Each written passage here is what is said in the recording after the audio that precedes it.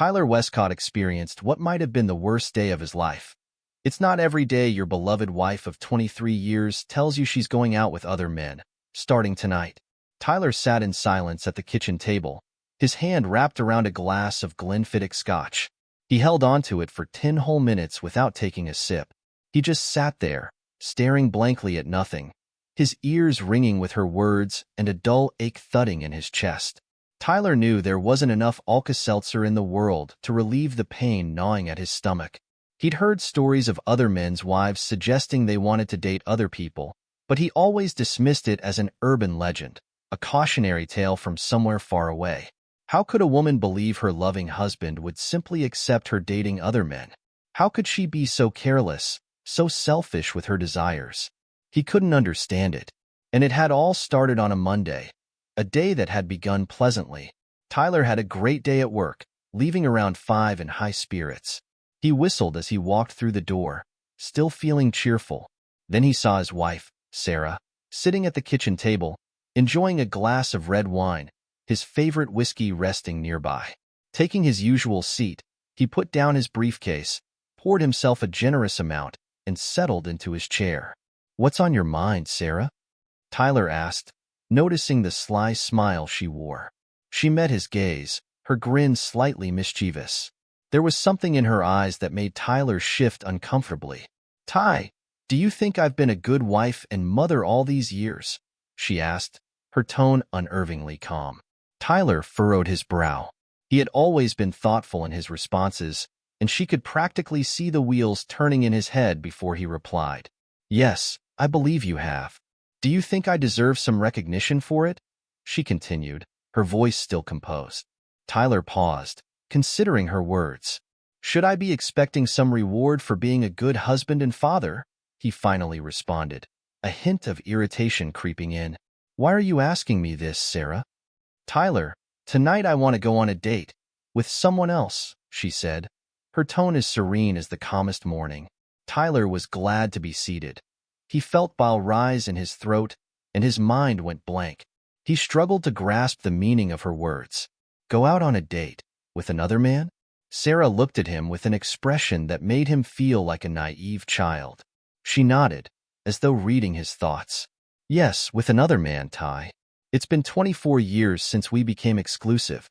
I haven't been with anyone else, and I've been a loyal wife, a devoted mother. But I think I deserve a night to experience something different. Not for love, just for pleasure. I'm 46, and I know I won't be young and attractive forever. I want to explore while I'm still desirable." Tyler's jaw dropped. He knew he had heard her correctly, but it seemed impossible. Surely, she wasn't serious, was she? He didn't need to ask. Sarah nodded again, almost as if in response to his unspoken question. "Damn," he muttered as she stood up from the table, heading upstairs to change. When she came back down, she looked stunning. She wore a little black dress that hugged her figure with a daring cutout revealing part of her chest. The dress barely reached her mid-thigh, and her makeup, though subtle, made her look effortlessly striking. Her long auburn hair was pulled back into a high ponytail. Tyler had no words as he took in her appearance. Sarah noticed his reaction and seemed pleased. Tyler stood, his body trembling with a mix of disbelief and frustration. "No, Sarah," he said, his voice trembling. "I can't let you do this. I don't know what you're thinking, but you can't go through with this and still be my wife." Sarah's smile twisted into something colder. "You won't ruin my night, Ty. You can act tough, but deep down, you know you won't leave me. You know you won't find someone like me, and the kids would be furious with you if you tore the family apart. Just let me have this. After tonight, it'll be you and me again, growing old together like we planned. You love me, and you don't want to be alone."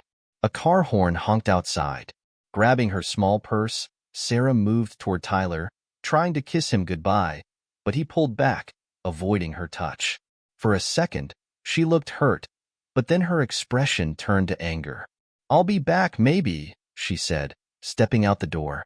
Tyler watched her leave in stunned silence, the full weight of her words crashing down on him. Was his marriage of 23 years really ending like this? It seemed all too possible. Sarah didn't even glance back as she walked out. Growing up, Sarah always knew how to use her looks to her advantage. As she turned 13, she realized the effect her blossoming beauty had on people. A smile or a bat of her eyelashes was often enough to get her way. And for those boys who were harder to charm, she had her own subtle tricks. Tyler was no different. His family moved to her town just before 8th grade, and he was immediately captivated by Sarah. A talented athlete, Tyler was used to popularity, but none of that seemed to matter once he met her. It took him months to gather the courage to ask her out, and it was the beginning of everything between them. And she had said yes. Travis and Sarah began dating and stayed together through the early weeks of their junior year at their local high school. That's when Sarah ended things to pursue Logan East, one of the star players on the football team. At that time, Travis was 5 feet 4 inches and weighed 110 pounds, while Logan stood at an imposing 6 feet 2 inches and weighed in at 190 pounds. Though deeply hurt, Travis understood. He realized Sarah was simply in another league when it came to popularity. Most of the boys at school couldn't hope to compete with her standards. Dating a football player put Sarah firmly in the popular crowd, while Travis remained one of the many unremarkable students who drifted through the hallways. He had a few friends and even dated a bit, but as far as Sarah was concerned, he may as well have been invisible. When they crossed paths, which wasn't often, she treated him like a stranger. At first, Travis was angry, but as time passed, he came to terms with the reality. By senior year, Travis had grown 2 inches taller and gained about 40 pounds. He was now a handsome, athletic young man, but he still knew he wasn't on the same level as Sarah. Few people were. He attended prom with his attractive, but not exceptional, girlfriend, and that night, they both lost their virginity to each other. Meanwhile, Sarah was crowned prom queen, and her date was named prom king. They celebrated accordingly that night. But even before graduation, Sarah had already lost her innocence. She knew how to use her looks and wasn't shy about it, manipulating situations to her advantage. Lovemaking was always part of her relationships with the guys lucky enough to date her. After high school, Travis went to Michigan State University to study accounting. During his 4 years there, he dated a few women but never formed a deep connection with anyone. Sarah, meanwhile, studied marketing at Central Michigan University. She dated a lot, and even found herself involved with one of her professors, successfully turning a B into an A as a result. Years of being desired had made Sarah a master of manipulation, skilled at playing the game of attraction. Through sheer coincidence, both of them ended up in Grand Rapids after college, securing jobs in the city. About a year after graduation, Travis found himself out with several colleagues on a Friday night, unwinding at a popular bar and restaurant. It was then that Sarah walked in with 2 friends. She wore a striking green dress with a plunging neckline that left little to the imagination. As soon as she entered, all eyes turned toward her, but Sarah barely seemed to notice. It was just routine at this point. "Who is that goddess?" Steve White, one of Travis's co-workers, exclaimed, his eyes widening. Without even thinking, Travis muttered, "That, ladies and gentlemen, is Sarah Stanton, my middle school sweetheart." Everyone at the table turned to stare at Travis, their jaws nearly dropping. "Wait, you actually know her?" someone asked, astonished. Travis sighed, already disliking the attention. "Yeah, we dated when we were about 14. But after that, high school came around, and I was basically invisible to her," he said, his voice low. "So, got any stories to share?" one of the women at the table teased, prompting laughter. Travis glanced over and noticed that Sarah had briefly turned her head towards them, almost as if she recognized him but wasn't sure. "Dude, why don't you go say hi?" Steve urged. "You're practically drooling, man," added Casey Gardell, another colleague. Travis shook his head. "She acted like she didn't know me for 4 years. I doubt she'd care to now," he muttered, nodding along as others agreed. But Sarah's eyes kept returning to the vaguely familiar man at the nearby table. She snapped her fingers, her expression shifting as she finally recognized him. "Oh my God, that's Travis," she whispered. "Not a good idea, Sarah," one of her friends warned. "Pointing at people could get you into trouble in some places." But Sarah ignored her, standing up with determination. "I'll be back. I need to say hi to an old friend." Sarah practically bounced over to Travis's table. "Trav, oh my gosh, it's you." "So happy to see you," she exclaimed, her voice carrying a brightness that caught Travis off guard. He rolled his eyes at his friends before standing to face her. "Sarah, nice to see you too," Travis replied, his voice almost devoid of feeling. He barely had time to react before Sarah leaned in, tenderly kissed him on the lips, and placed her hands on his shoulders. Their colleagues stared, stunned. Travis, too, was caught off guard, his eyes wide. Sarah noticed his hesitation and gave him a playful smile, clearly enjoying herself. "Come on, let's head back to my table. You should meet my friends," she said, grabbing his hand and pulling him along before he could refuse. Travis ended up spending most of the evening with Sarah and her friends. Before they parted ways, Sarah took his phone, entered her number, and made sure to save his. Sarah was intrigued. Travis seemed almost indifferent towards her, a new experience for someone used to having men fall at her feet.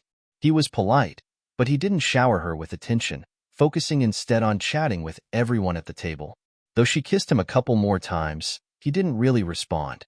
On Monday morning, Travis's coworkers couldn't stop pestering him about the gorgeous woman at the bar. They were even more shocked when he revealed he stayed at the bar for only an hour before heading home. "She's impressive, but she's way out of my league by about 14 levels. I get it," Travis mumbled to himself. "I don't need that kind of drama." Travis faced a similar unsettling situation 2 days later in the parking lot at his office. As he left work, he spotted her leaning against his car. He muttered to himself, a mix of irritation and disbelief. Though he hated to admit it, she looked absolutely stunning, her dress a size too tight, making her impossible to ignore. "Why didn't you call me, Trav?" Sarah asked softly as he approached. Travis swallowed hard, trying to stay composed, though he couldn't help letting his eyes scan her figure. Her top was cut daringly low, buttons undone to reveal her cleavage, and the hem of her dress hovered precariously above her thighs. He muttered under his breath, "Damn," as Sarah stepped closer, her arms wrapping around his neck, pressing her lips to his. Despite everything in his mind telling him to stay away, he felt his hands move around her waist, his fingers grazing her backside as the dress slid up. Sarah's kiss deepened, her tongue slipping into his mouth like a whisper. Travis's briefcase dropped to the ground as he seized her closer, his other hand resting firmly on her rear. The kiss seemed to last forever before they finally broke apart, both breathless. Sarah adjusted her dress with a sly smile, covering herself up as a few colleagues across the parking lot quickly ducked into their cars, stunned by what they'd witnessed. Later, they dined at a restaurant a little way out of town. Sarah enjoyed her meal, though she frequently tugged at her dress, which refused to stay in place. Travis, and even the young waitress serving them, found it hard not to notice her struggle. Despite his reservations, Travis found himself once again captivated by Sarah. She was dressed like a goddess, and he felt powerless in her presence. The best he could do was hope to keep up with her, especially once they ended up in bed that night.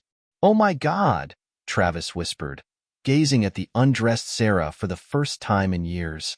She looked like the goddess he remembered, the one he'd once idolized. He knew if this was his one chance, he had to give it everything he had, making sure it wasn't just about lust but also connection. Lying beside her, their eyes locked, Sarah gave him a grin filled with mischief. "I made such a mistake all those years ago," she whispered, her voice low. "You're amazing, Trav. If I'd known, we wouldn't have wasted so many years apart." Sarah had a keen eye for potential, and Travis was starting to prove her right. He might not have matched her in terms of sheer beauty, but he was fit, handsome, and had a bright future ahead of him. And as it turned out, he was pretty exceptional in bed too. Travis couldn't believe she was saying those things. Despite her past and her usual confidence, it was clear that their connection was real.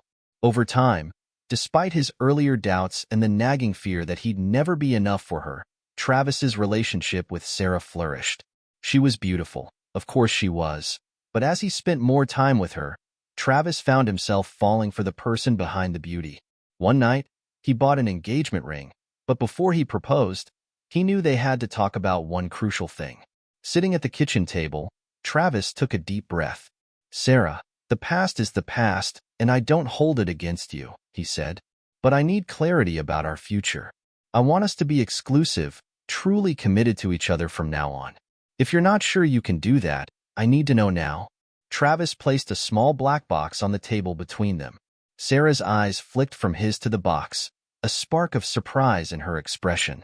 "I would never betray my husband. Never," she said with conviction, as Travis opened the ring box. He remembered those words now, years later. Clearly, Sarah didn't consider what she was doing as betrayal, maybe because she told him beforehand. But Travis knew better. She wanted him to see it her way, to convince himself that it wasn't a breach of their vows. Deep down, though, Travis knew she had always been faithful in her own way. She'd rejected countless advances, men who were more conventionally attractive or wealthier, staying loyal to him for 23 years. She was perfect, maybe even too perfect. And as a self-proclaimed six, Travis knew there was always room for someone more suitable for Sarah to catch her eye. Unless there was something he didn't know, she'd been a true partner for those years. And for that, Travis thought, maybe he should be grateful. But he wasn't. When Travis said, "I love you," he meant forever, not just a respectable 23 years. Sarah received attention constantly, from men and sometimes even from women, but she'd always brushed it off. She knew she wasn't just beautiful. She was exceptional, something beyond what most people could comprehend. Whenever she told Travis about unwanted attention, he trusted her. At one point, Sarah stopped giving him all the details, and Travis told her that was fine. He only wanted to know if someone crossed the line repeatedly, at which point he would step in. On the other hand, Travis was never the target of much flirtation. He wore his wedding ring almost like a shield. When he met women, he would often talk about his wife and kids within moments, snuffing out any interest before it even sparked. Little did he know, this behavior had deterred more than a few flirtatious advances. Sarah, too, never understood just how much her husband's loyalty kept potential affairs at bay. Their almost fairy tale marriage carried on for 22 years, until Rosa Esposito came into the picture. Rosa worked at the same public relations firm as Sarah and was reminiscent of a character from a Bob Seger song. She was striking, with dark hair, big brown eyes, and a figure that seemed to magnetize every man in the office. Despite her talents, she worked as Sarah's assistant, Sarah, who was still considered the most stunning woman around. At 42, Rosa had been married for 15 years, but often spoke about her dissatisfaction with marriage. It didn't take long for her presence to stir something in Sarah, setting off a chain of events that had led them here. "I didn't realize I was part of the deal, but forget it. How could he resist this?" Rosa remarked, gesturing at her body with a playful grin. "So, how was the date? Did you have fun, or did Travis ruin it?" Rosa inquired. "The date was amazing. Jonas definitely knows how to please a woman," Sarah gushed. "God, it's been ages since I've been with another man, and I truly appreciated the change. Who do you think I should try next?" They both burst into laughter. Sarah found a bit of solace in the fact that she hadn't been served with divorce papers yet. Travis hadn't made any direct moves toward leaving her, and she opted not to question his intentions.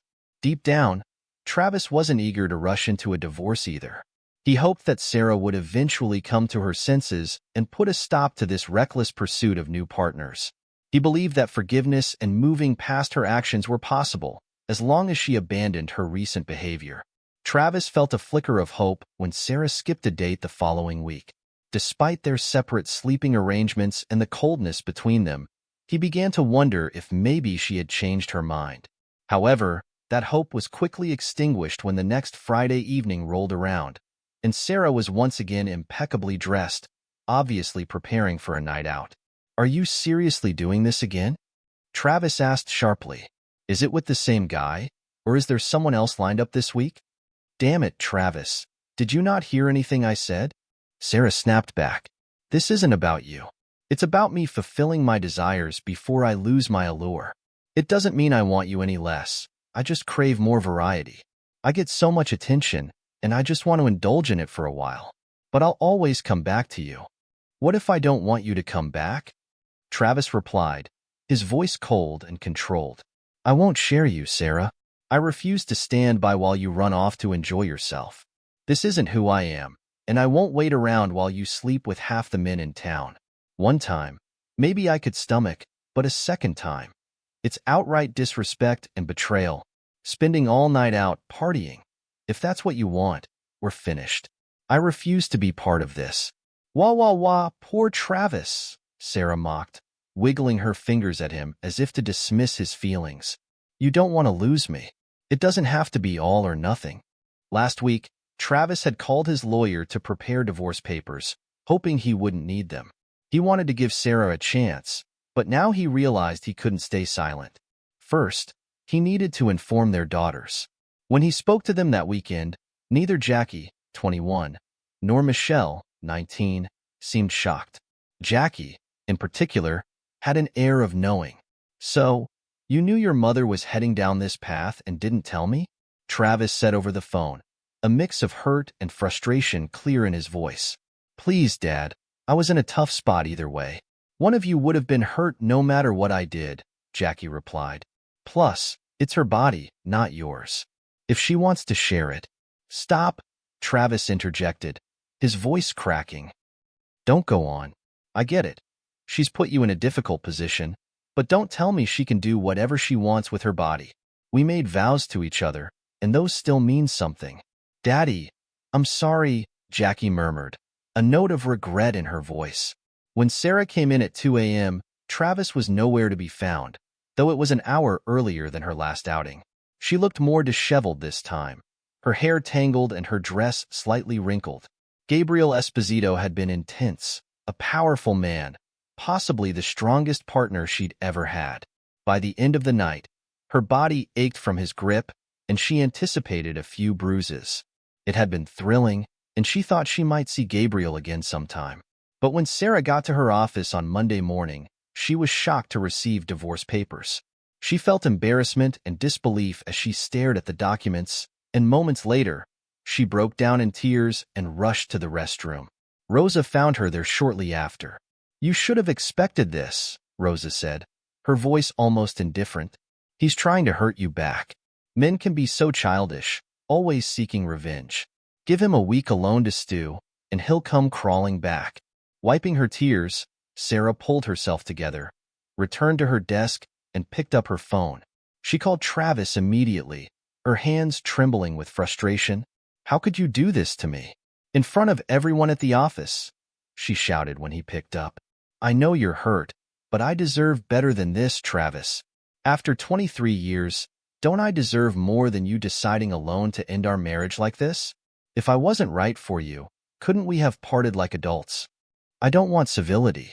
I don't want a divorce. I still love you, Sarah sobbed. Travis's voice was calm, but edged with bitterness.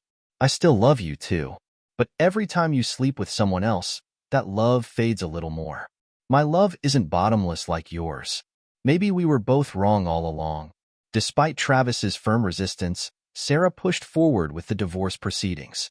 Her lawyer arranged for them to attend marriage counseling, and though Travis was reluctant, he agreed to participate. As they entered the counselor's office for their first session, they were surprised to find Lillian Kamak waiting, a well-known specialist in couples therapy. Data on marriage counselors showed that most aim to help couples reconcile, often favoring the perspective of the wife. The consultant began by addressing the elephant in the room. Let's start with the basics, Lillian said, her voice steady. Mrs. Weston, did you explicitly inform your husband about your intention to date other men for a period of time? Travis tried to hide a smirk as Sarah struggled to keep her composure, clearly shocked by the direct question. Yes, she answered, her voice faltering. I did, Sarah replied, her voice barely above a whisper. That's what I wanted. I don't need anyone else to tell me what's right for me, including him. It shouldn't have affected our marriage. We're done here, the consultant said flatly, her expression stern. My apologies, Mrs. Weston. I'll notify the judge and put an end to this farce.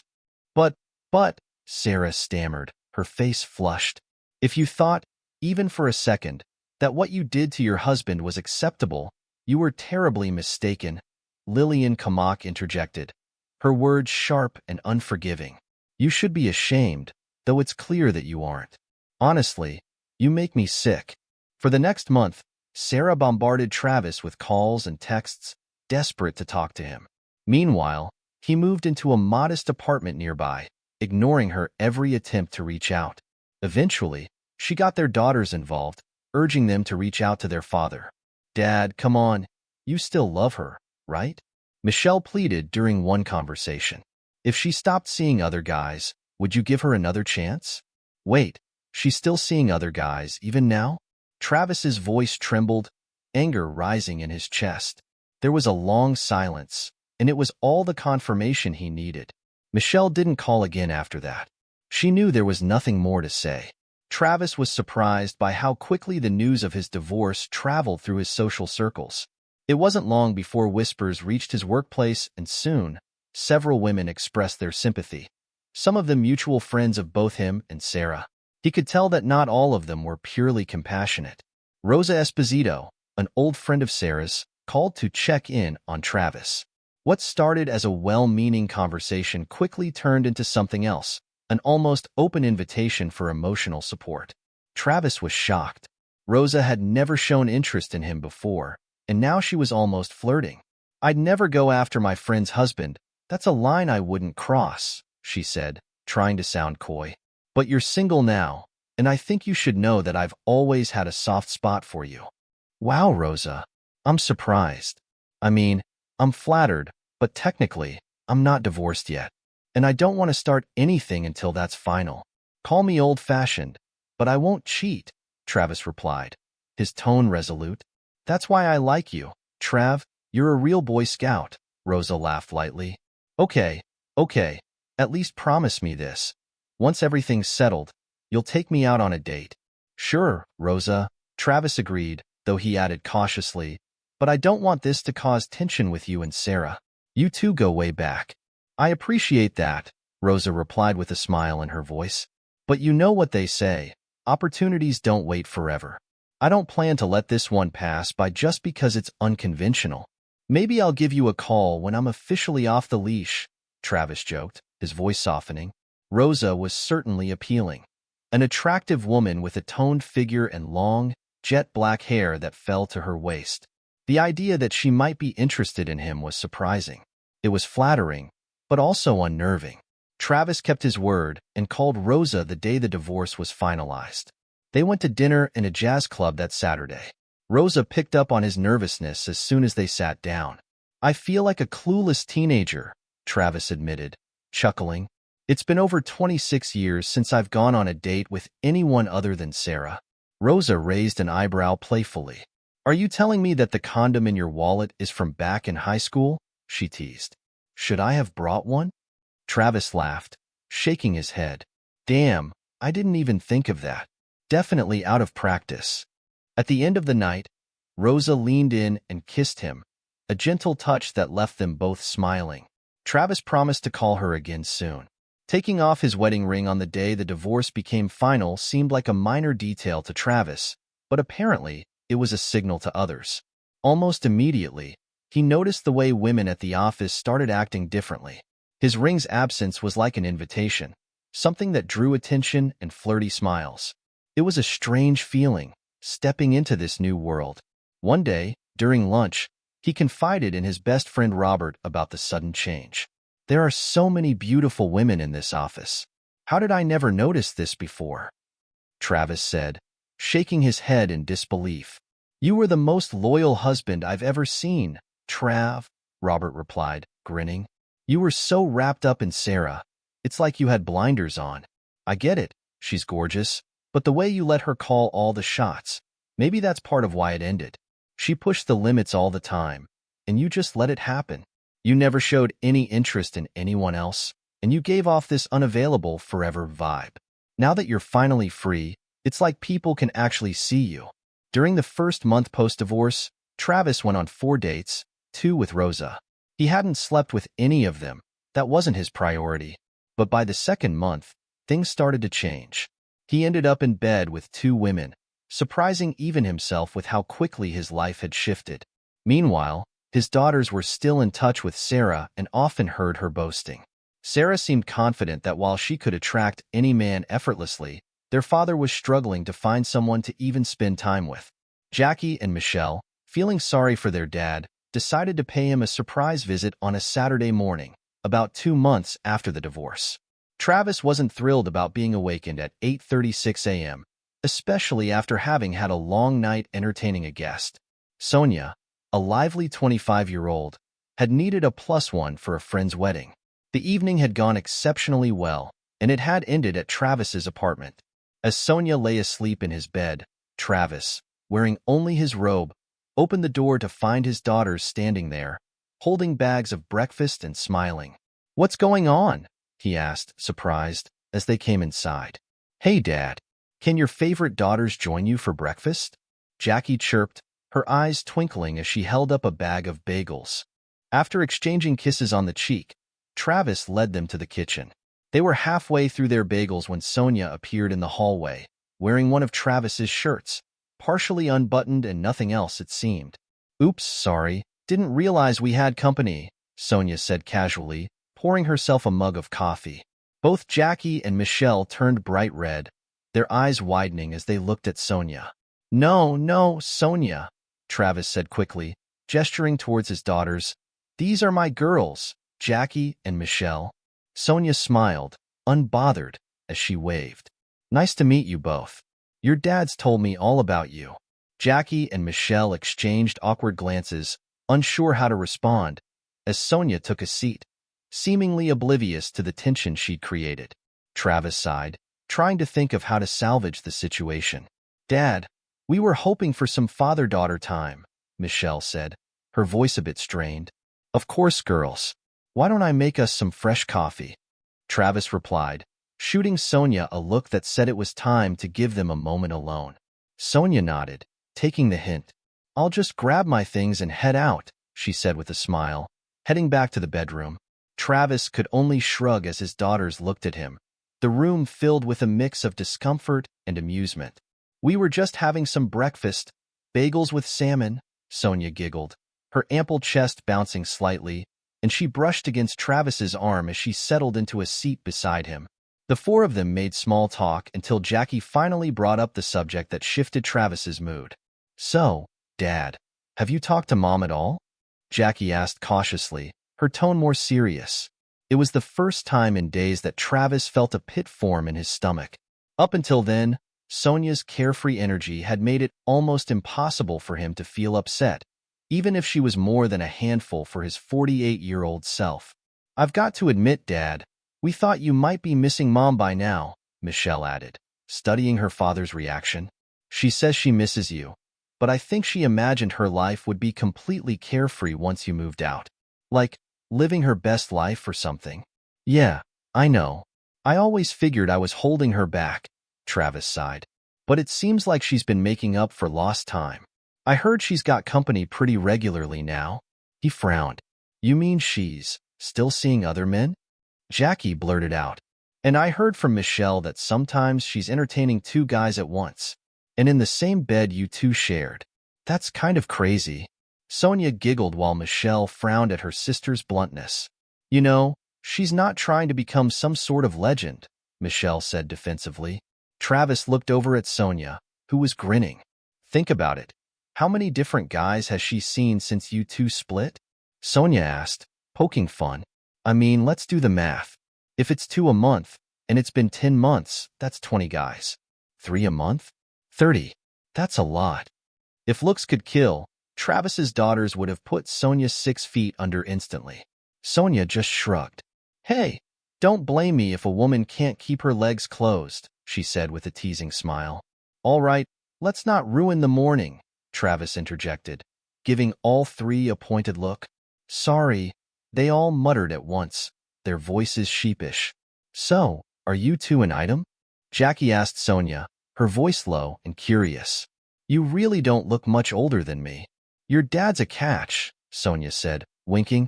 "But don't worry, I won't ever be your stepmom. We're just having some fun. He's a great guy, you know, and well, he's kind of hot for someone his age." Jackie smirked. "We agree he's great," she said, rolling her eyes. "But yeah, he's definitely old enough to be your dad." Sonia blushed slightly, and even Travis couldn't help but turn a bit red. "Hey babe, Remember we have lunch with the newlyweds today at the hotel at noon, Sonia said, turning to Travis. I need to shower and get some clothes before we go. Both daughters exchanged looks, rolling their eyes again as Sonia walked back to grab her things. A few weeks later, Jackie had lunch with her mom and brought up Travis's new social life. Mom, she's my age, Jackie said, unable to hide her incredulity. And it didn't seem like just a one-off thing. They've spent a lot of time together. They genuinely enjoy each other's company. I don't think Dad's coming back to you anytime soon. Sarah looked unfazed. Oh, you just caught him on a good day, she said, her dismissive tone barely masking her irritation. It's probably just some kid he helped out, and she latched onto him. She's probably loose, and your dad's not exactly a player. Jackie frowned, shaking her head. Somewhere along the way, you decided everything was about you, didn't you? She said, her voice tinged with bitterness. Was it worth it, Mom? For the first time, Sarah's face showed signs of the toll this situation was taking on her.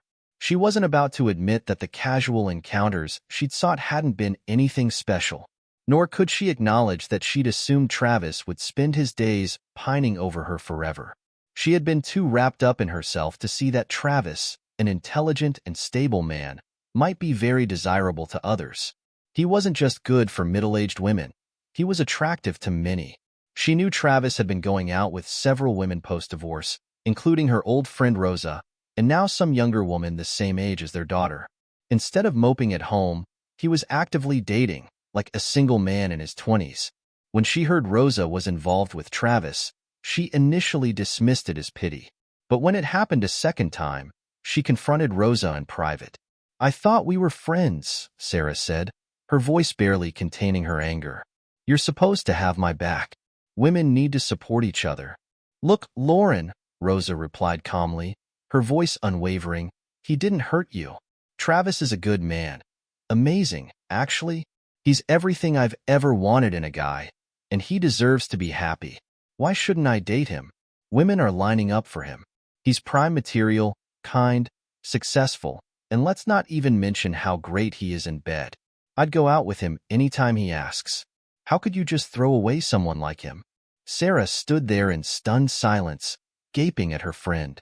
She was beginning to realize the enormity of her mistake. She still loved Travis, and she hated coming home to an empty house. She dreaded crawling into bed alone each night.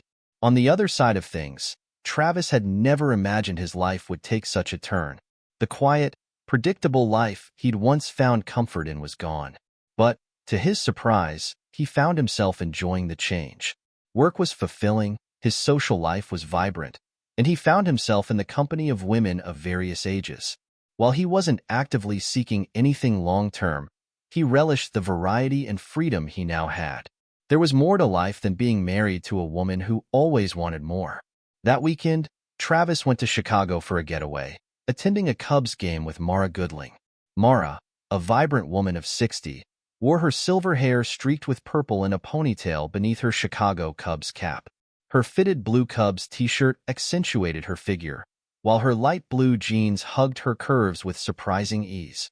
Despite her age, Mara was turning heads at Wrigley Field. Seated in the left field bleachers, Travis watched her, intrigued. He was captivated by the energy she radiated, confident, independent, and unapologetically herself. Mara had worked alongside Sarah for over 15 years, and their weekend trip to Chicago was a spur-of-the-moment idea. He hadn't expected to find himself enjoying the company of one of his ex-wife's former colleagues. But Mara had an undeniable charm that made him feel at ease. Travis laughed as Mara elbowed him playfully after another Cubs batter struck out. Guess they're having one of those days, she said, grinning. Her laughter was contagious, and Travis couldn't help but smile. Seems like it, he agreed. And for a brief moment, sitting in the sun-soaked bleachers, Travis felt a sense of contentment that he hadn't realized he'd been missing. He looked at Mara and realized that maybe, just maybe, the end of one chapter had been the beginning of something far more exciting and rewarding. He had been ready to settle for less, to quietly watch the years go by in a marriage where he was constantly an afterthought. But life had more to offer, and he was just beginning to see it. I've met Travis several times at company events when he was with his wife, and I always found him to be charming and handsome, Mara reminisced. She knew that Travis and Sarah had divorced about 2 years ago, while she herself had been widowed for about 5 years after her husband passed away in a car accident. During this time, she'd only been on one date, but eventually, she decided to take a chance and obtain Travis's phone number. When she reached out, Travis remembered Mara clearly. Her elegant demeanor and beauty weren't something easy to forget. He was certainly interested in having dinner, and he agreed almost instantly. That had been several months ago. Their first date took place at a high-end restaurant, followed by a classical concert, with Mara bringing along tickets for the Philharmonic. The night ended with a kiss at her front door, sweet and full of promise. Their second date was a Saturday hike, which involved plenty of breaks for Travis, much to Mara's amusement. She and her late husband had been avid hikers, and Mara found it endearing when Travis realized that maybe he wasn't quite as fit as he'd thought. He also discovered the reality of Mara's toned physique, and those captivating gray eyes became even more alluring. By the end of the hike, they found themselves back at her place, where an impromptu make-out session on her sofa soon led to tender lovemaking on her living room rug. Mara was sophisticated, but also had an approachable, girl-next-door quality that drew Travis in. When he suggested a weekend trip to Chicago for sightseeing as their third date, she enthusiastically agreed. During that weekend getaway, Mara casually mentioned that she had no plans to tell Sarah about her new relationship with Travis. She wasn't hiding it, but she also didn't feel like broadcasting it. Mara also let Travis know that, from what she'd heard, Sarah had told their old colleagues that the divorce was due to irreconcilable differences. Travis reiterated the same story he'd given to others, that Sarah had cheated on him with at least 2 men, without going into much more detail. Over the past 2 years, Travis had cultivated several strong relationships, and he was enjoying an active dating life. His partners often wanted more from him, but he wasn't rushing into any long-term commitments. For him, it was about rebuilding trust and seeing what felt right, perhaps even getting married again one day. Sarah, on the other hand, had different goals. She was still seeking excitement, not relationships. While she was still attractive, she didn't want any deep emotional connections, which was fine for her but contrasted sharply with what most of her companions wanted. This difference had become an issue for Jackie, who was in the middle of her wedding preparations. Travis was happy to cover the costs, and his contentment showed, especially compared to Sarah's strained expressions at family gatherings. When Sarah suggested that both she and Travis attend Jackie's wedding unaccompanied, for the sake of peace, Jackie agreed, mostly to avoid any drama. During lunch that week, she mentioned the idea to her father. "Is this brilliant suggestion yours or your mother's?" Travis asked, narrowing his eyes. "I'm bringing someone with me, and that's final. I'm paying for this wedding, and I want to enjoy it with a date. I've even been taking dance lessons for it, just for you." "Dad, please, it's not about excluding you. Mom's just worried it'll be awkward. You know she can be difficult," Jackie tried to reason. "No buts, Jackie," Travis interrupted, his voice firm. "Your mom is just trying to manipulate the situation to suit herself. I'm sorry, but I refuse to go to my daughter's wedding without a date. If you're uncomfortable telling her, then I will. She can come alone or bring a companion. I'll be bringing mine." Jackie sighed, relenting. "I get it, Dad. I'll talk to her. Honestly, I'm excited to see you dance. Could you maybe bring someone closer to your age, though?" she added, half joking. Travis grinned. "I can do that. But you might still want to watch Sonia and me dance at some point," he teased, earning a smile from Jackie. When the wedding day came, Travis brought Rosa as his date. Despite a disagreement about the sage green dress he had bought for her, Travis insisted, saying that, as the father of the bride, she should have a new dress, and he was happy to pay for it. "And don't forget the shoes," he added with a laugh. Walking Jackie down the aisle was a bittersweet moment for Travis. It was exactly how other fathers had described it, an overwhelming mix of pride, love, and nostalgia. Yet it was a wonderful day, and Travis, Rosa, and his daughters all celebrated, dancing until late into the night. The only tense moment came when Sarah showed up with her own date, a man who quickly became the subject of gossip as he lurched from one woman to another, his eyes lingering a bit too long and his behavior growing progressively more boorish as the night wore on. Jackie eventually pulled Sarah aside and insisted she remove her date, and Sarah, clearly embarrassed, complied, escorting him out. Later, in the restroom, Sarah cornered Rosa. "You stole my husband," she hissed, her eyes blazing with anger. Rosa remained calm, unruffled. "He was already divorced when we started dating, Sarah," she said evenly. "You made your choices, and he moved on. Travis deserves to be happy. He's an amazing man, and I won't apologize for appreciating that." Sarah stood in stunned silence as Rosa walked out, refusing to escalate the confrontation. Rosa had no intention of ruining the family's special day. She knew she was right. Travis had moved on, and it was time for Sarah to accept it. A few months after the wedding, Michelle visited her father. Travis noticed she seemed unusually tense as they sat in the living room. "Okay, Mitch, what's up?" he asked, eyeing her as she fidgeted. "You've seemed kind of on edge all night." Michelle blushed deeply, her eyes darting to the floor as she tried to find the words. Dad, it's about Mom," she finally said, her voice barely audible. Travis leaned forward, concern etching his face. "What about her?" She's been talking a lot about you lately," Michelle said, her voice trembling slightly. "About maybe wanting to get back together. Like, she thinks she can win you back?" Travis let out a long sigh, leaning back in his chair. He rubbed his temples, trying to collect his thoughts. He couldn't help but feel a mix of sadness and frustration. He had loved Sarah deeply, but that was before everything had unraveled. She had been the one to take the first steps away from their marriage, and now, after all that, she wanted to come back? "Mitch, I'm going to be honest with you," he said, choosing his words carefully. "Your mom made choices that hurt me, hurt all of us. And I don't think I could ever go back to what we had. I've moved on, and I'm happy. I know that might be hard for her to accept, but I just don't see us working as a couple anymore." Michelle nodded slowly, tears welling in her eyes. "I understand, Dad. I just thought you should know. I don't want her getting her hopes up and making things even harder for you." Travis reached over, giving his daughter's hand a reassuring squeeze. "Thank you for telling me, Mitch. I know this isn't easy, but I appreciate it. We're all moving forward now, and it's better for everyone." Michelle smiled through her tears, her tension easing slightly. "I just want you to be happy, Dad." Travis smiled back, his heart swelling with pride. "I am happy, sweetheart, and I want the same for you and Jackie. Life goes on, and sometimes it ends up being better than you ever imagined." She stopped seeing other guys now. "But, did you two ever get close again or anything?" Michelle asked, her voice laced with concern. Travis frowned, shaking his head. "My personal life is none of your business, young lady," he said sharply, though his tone softened when he saw Michelle's worried expression. "But no, I didn't sleep with your mother." Michelle hesitated before speaking. "Well, the thing is, Dad, she has an STD. I overheard her talking to her friends.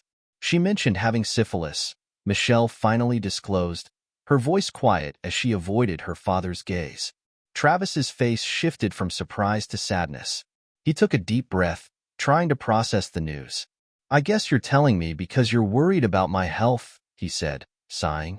"It's standard practice for anyone with an STD to tell all potential partners so they can get tested." "I didn't know that," Michelle admitted, her voice still low. "I just wanted to make sure you were okay, Dad. I know Mom has still been seeing people, and some of my friends have warned me she's pretty promiscuous. It's always awkward when someone tells you that your mom isn't exactly perfect." Travis gave a sad smile. "I get it, Mitch. Thank you for letting me know." A few days later, Travis received an unexpected call from Mara. He could tell she was worried, her voice unusually tense, and he immediately understood her concerns. It seemed she'd heard the same thing Michelle had. "If you're wondering if I've slept with my ex-wife recently, the answer is a hard no," Travis said before Mara could even ask. "Believe me, I understand why you're worried, but I can't control what Sarah does." Mara sighed audibly. "I believe you, Travis. But honestly, it's a bit disturbing. Her name is coming up a lot in the rumor mill lately. Seems like her behavior has become a bit of a spectacle." "I know," Travis said, his voice heavy. She's let herself go further and further since the divorce. I guess there's no one around to keep her in check anymore. Sarah, meanwhile, was trying to use her recent health issues as leverage. 6 months after being declared cured, she decided it was time to reach out to Travis, hoping for a reunion. She still carried some resentment over the fact that he had initiated the divorce. She never imagined that Travis would actually leave her. She thought her beauty and their shared history would be enough to keep him in place, that he'd never find someone who could measure up to her. Her plan to get back together with him might have worked if other women hadn't pursued Travis. Confident in her allure, she couldn't comprehend why he would be drawn to others. I know Travis is great, but can't these women see that he's just not on my level?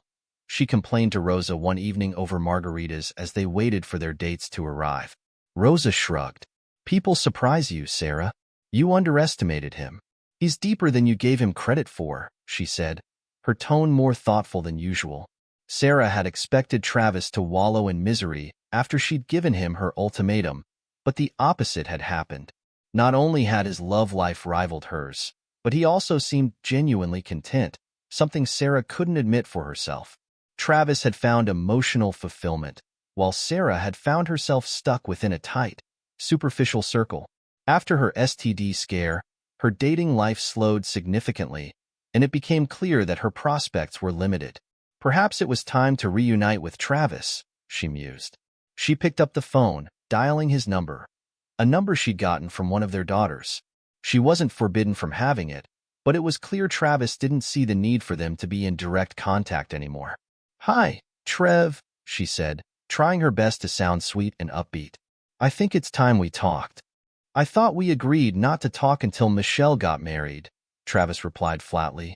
"But since that hasn't happened yet, I suppose we'll just go back to silence." "Still the same old Travis.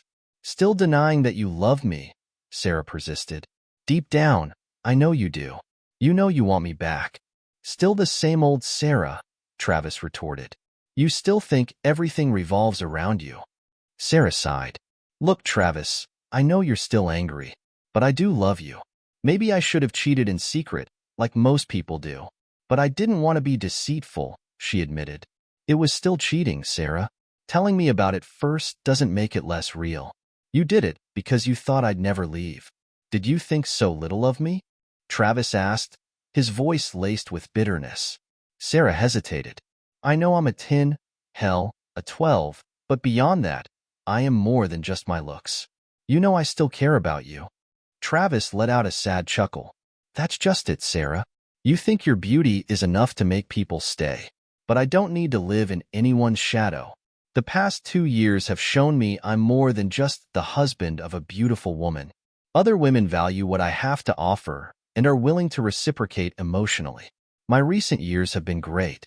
Why would I want to go back to dating someone who doesn't respect me, who only loves herself?"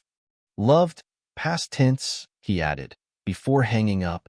Travis turned back to the woman sitting beside him. "Ready for round 2? He asked with a smile. Sonia grinned back at him. Eventually, Sonia found her soulmate and got married, but Rosa and Mara continued their relationship with Travis. He loved both of them in his own way, but never remarried. They too loved him, each understanding the nature of their dynamic, and they accepted it. Years later, both Rosa and Mara were invited to his youngest daughter Michelle's wedding. Sarah was not pleased when she learned they would be attending, especially since she had chosen not to bring a date herself. She confronted Michelle, trying to get sympathy, but her daughter wasn't having it. "After me, Jackie, and her family, Rosa and Mara are the 2 closest people in Dad's life," Michelle said bluntly. "They love him for who he is, and they put him first. Not everyone can say that. He was yours, Mom, and you let him go because you thought he'd never leave. You wanted more, thought you were above him, and he proved you wrong. He's happy now, and I think you just have to accept that." Travis was content with his life, even if it hadn't been his first choice. He had walked away from something unacceptable, and he hadn't looked back.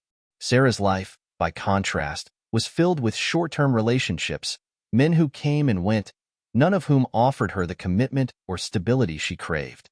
She was still beautiful, and that was often enough for her to attract attention, but none of it turned into anything lasting.